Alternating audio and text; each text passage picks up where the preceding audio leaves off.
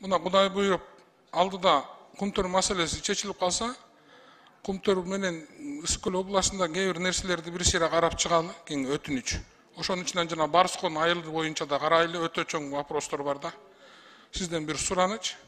Ошо Кумтөр өзүбүзгө толук өткөндөн кийин ушул суроолорду чечели. Сиз бир жеңге ошону жазып алсаңыз, анан чогуу иштешпесек, Барскон айылында мен барып келдим, аябай чоң көйгөйлөр бар да.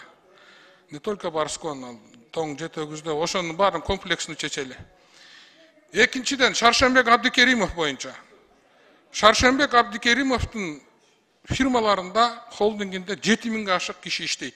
Ал уже 7000ден ашык кишини жумуш орундары менен камсыз кылып койгон. Шаршембек Абдикеримов азыр чет өлкөдөгү бизнестерин кайра ордуна келтирип, ошол жактан тапкан акчасын кыргыз экономикасына куям деп тышта жүрөт. Ушундай бизнесмендерди ар дайым колдошубуз керек. Албетте, ар кандай учурда ар кандай ситуациялар болгон. Азыр ал бүткүл коомдук иштерин тапшырып берип, жалгыз АИ холдинг бизнесин анан өзүнүн ден соолугун чыңдап жүрөт. Жана Кудай буйрса, жакын арада кыргыз экономикасына миллиондогон долларларды сала тургандай тыштагы бизнестин баарын оңдоп, ошол тыштан тапкан акчасынын баарын ушу кыргыз экономикасына салам деп жүрөт. Ушуну бир эсиңизге алып койсоңуз. Коомчулукка да кайрылуу, Шаршембек Абдикеримов боюнча маалымат ушундай. Дагы кимде кандай суроо болсо, мага кайрылсаңыздар болот. Мен анын пресс-секретары эмесмин, бирок анын досумун да, ал жөнүндө маалымат бар менде. Рахмат. Мен билгенден азыр деле келип Кыргызстанга иштей берүүгө бизде укук коргоо органдарынан тоскоолдук жок, мен билгенден.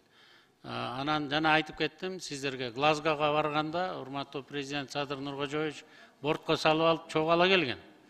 Азыркы сиз айтып аткан деле айтып. Эми акчаны башкарууда, бизнес кылууда бул жана композиторлор ыр жазгандай эле Алла Таалам бир талант берет экен да. Эң бир таланттуу биздин Кыргыздын чыган атуулдарынын бири, ушу акчанын да тилин, бизнестин да тилин берет экен. Биз бу Шакеге баарыбыз меркелетип Шаке деп коебуз, Шаршембек Абдикеримовго шартты түзүп берүүгө даярбыз.